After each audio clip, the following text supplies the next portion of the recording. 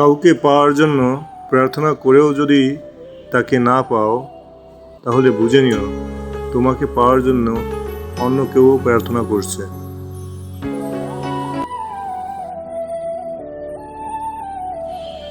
যার প্রার্থনার জোর তোমার থেকেও অনেক বেশি। মানুষের জীবনের প্রথম ভালোবাসা খুব গভীর হয়।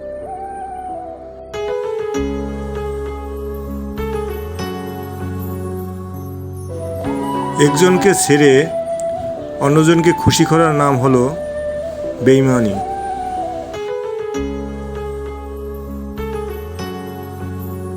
প্রেমে পড়া মানে নির্ভরশীল হয়ে পড়া।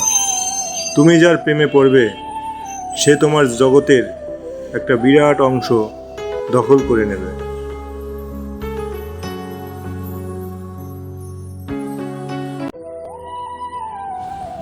তাই দ্বিতীয়বার প্রেমের অনুভূতিটা চট করে আসে না, কিন্তু যখন আসে সেটা হয় প্রথমবারের চেয়েও আরও গভীরতর।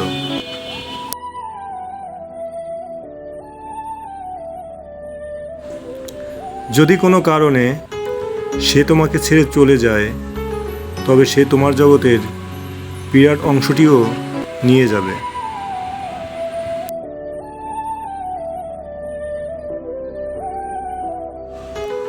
তুমি হয়ে পড়বে শূন্য জগতের বাসিন্দা।